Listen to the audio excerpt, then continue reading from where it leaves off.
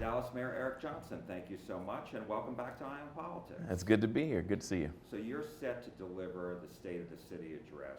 What are the biggest challenges facing the city right now? Well, there are several, I like to think of them as opportunities to make the city even stronger than what it is right now. So one of the things we're definitely going to be focusing on here pretty soon is making sure we get our police and fire pension situation all ironed out here in the coming year.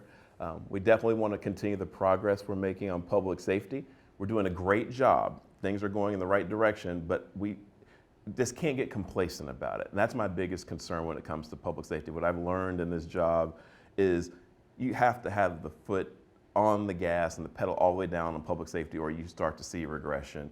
And so we got to make sure that we get a new police chief that's going to continue what Chief Garcia, when he was here, started, which was this violent crime reduction plan. We need to lean into that some more.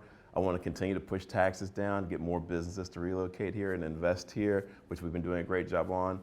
So those are the opportunities and the challenges, because if we don't continue to do those things, I think you'll see Dallas have some of the struggles that a lot of other big cities in this country have had over the past, several years. But Dallas has been bucking trends because we've been focused.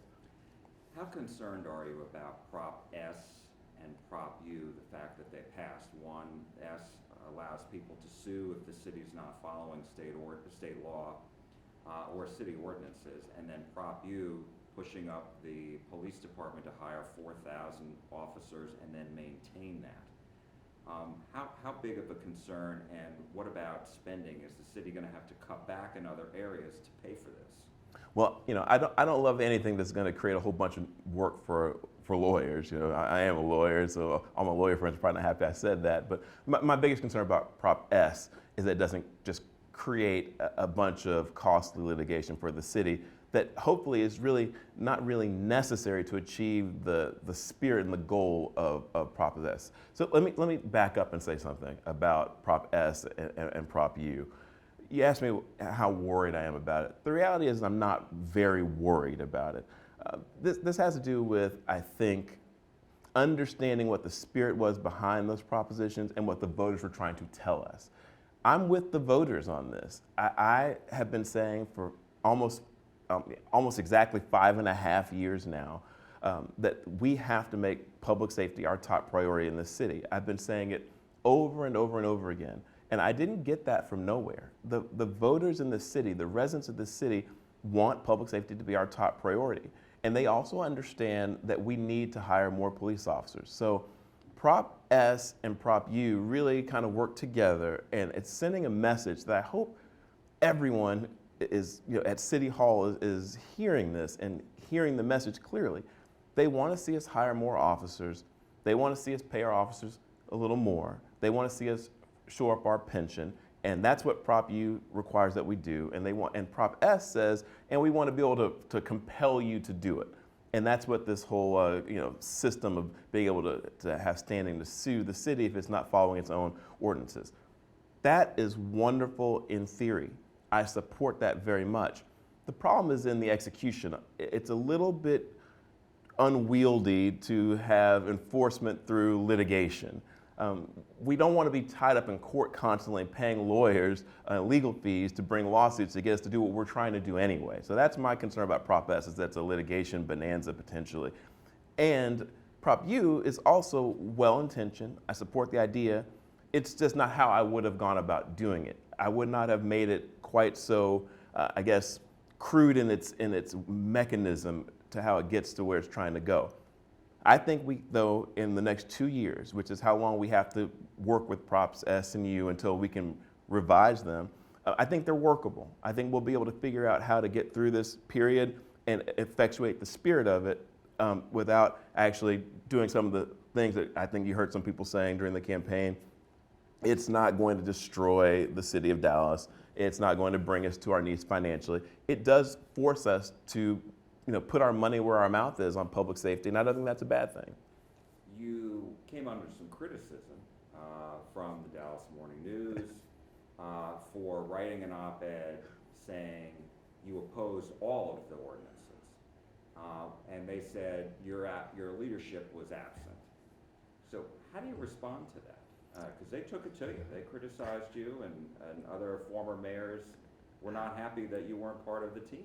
Well, we only have one mayor at a time in this city, fortunately, and that's me. So, former mayors notwithstanding, we call it Tuesday around here when the Dallas Morning News criticizes the mayor. I mean, that's sort of standard operating procedure. That doesn't bother me in the slightest. But here are the facts. I didn't actually say, and I want to clarify what you just said, I didn't say that I am opposed to all the propositions, but I did argue that we should vote against them all. And that might sound like a little wordplay, because in here I'll explain. Yeah. There were propositions in there, or I should say, charter amendments in there that I actually very much supported, like creating the Office of Inspector General as a standalone entity within the city charter. Wonderful idea, wonderful idea. But the problem is there were some charter amendments in there that were not wonderful ideas, like legalizing marijuana, which didn't get a whole lot of attention from the group that you're referring to that was critical of me. They didn't criticize a lot of things that I would have hoped if anyone was going to bother to come up with a campaign at the 11th hour to try to tell voters to vote for this and vote against that. That was already a flawed strategy, to be perfectly honest with you, to try to tell everyone in the city that they should vote for this one and this one, but not this one, and vote for that one, but not that one.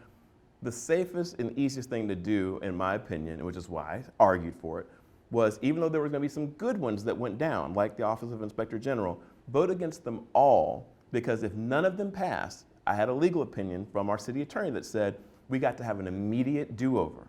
An immediate do-over, and that's what I wanted. I wanted us to be able to come right back and come with some well thought out charter amendments that actually would have accomplished what propositions S, T, and U wanted to do, but more effectively, plus did the Office of Inspector General, but didn't do the marijuana legalization. And I also think that paying, a pay increase for the council and the mayor, all those were wrong-headed ideas. And so telling people to vote for some and against others was just not going to be an effective strategy. The strategy I laid out was vote against them all, even though there will be some that I support and that others should support that will go down, so we could actually start over again. So I was playing for a do-over. Didn't happen that way. But it turns out the voters are pretty smart. They voted against the pay raises. They voted for the Inspector General. And they really clearly parsed through all those charter amendments and pretty much got it right. So I think the lesson here is both at the local level we saw it and at the federal level. Voters are a lot smarter than I think some folks give them credit for. I've put my trust in them every time I've ever run for office, and we should trust the voters. These celebrity endorsements, these big name endorsements, and this sort of celebrity factor stuff doesn't work, and I think voters are actually kind of sick of it. I think they're sick of being told by folks who clearly just are using their star power to tell people who they should vote for president or what charter amendments they should support. Voters are a lot smarter than that, and they saw through a lot of that, and they did what they wanted to do. One of your friends from your state legislative days has now been tapped by President-elect Trump's Scott Turner to be HUD Secretary. Yes. And so I'm wondering, have you received any calls from him, and whether there have been conversations about joining the Trump administration, maybe in HUD as a regional administrator or something else? Well, I'll tell you, for me, first of all, my focus is on being the mayor of Dallas and doing the best job I can being the mayor. I mean, I love my city. I have had no greater honor in my life than being elected mayor of this city. I loved my time in Austin, serving our state. Whether or not I'd be willing to serve our country, I think that would depend on a lot, but my focus is on being the mayor of Dallas. Now, as far as Scott Turner is concerned, I definitely have talked to Scott, reached out to him to congratulate him, because I think he's a wonderful human being, very smart, very hardworking, will do a great job as our HUD secretary, and I want to make sure he knows that Dallas needs to be at the front of the line for anything that HUD's going to be doing that's going to help make our cities more prosperous, stronger, and safer. So I definitely am going to continue to have that dialogue with him that we've had since we served together in Austin. I mean, we've been friends and colleagues for a long, long time, and now that he's going to be in that role, I anticipate he'll be confirmed easily. I think he's just a very qualified person for that position. I think Dallas is going to do very well with him as head secretary. And my last question to you is, you made headlines recently about your support for President-elect Trump's mass deportation policy as it relates to criminals.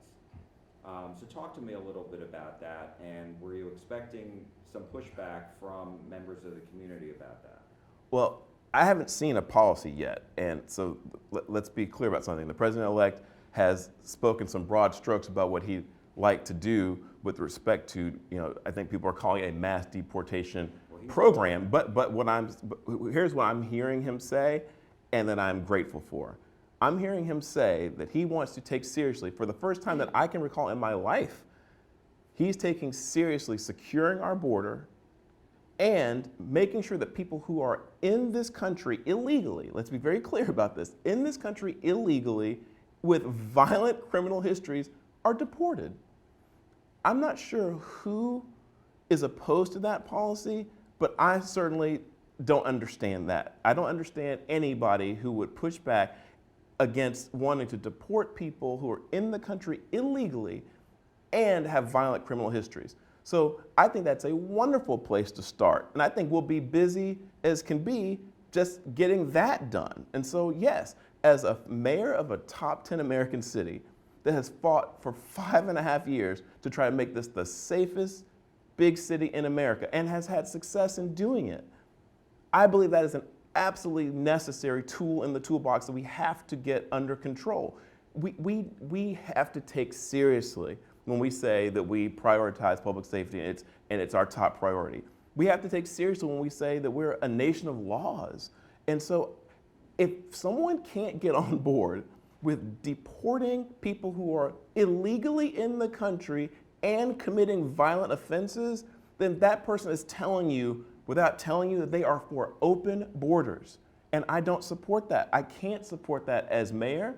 I can't support that as an American. I can't support that as a father. I can't support that on any level because, again, it does not mean that we have walked away from our commitment to making sure this is a country that is open and free and that we're still a nation of immigrants. But that doesn't mean that law and order gets thrown out the window and that people who are here harming our residents get to stay as long as they want. And so I don't know exactly where the pushback is coming from exactly, or who's saying what, but I said what I said on Fox Business, and I don't think I said it in uncertain terms. I was pretty clear. So I think maybe there's an effort to try to pretend like somehow what I said was unclear to try to create more of a debate, but I don't think there's no debate here in my mind about what we ought to be doing. And so yes, I have said very clearly that here in Dallas, our law enforcement will be working in partnership with law enforcement at all the relevant levels to make this community as safe as possible, and that includes working with federal law enforcement as they enforce our immigration laws. I don't understand what's confusing about that. Dallas Mayor Eric Johnson, thank you so much. Thank you, Jack. Nice to see you. You too.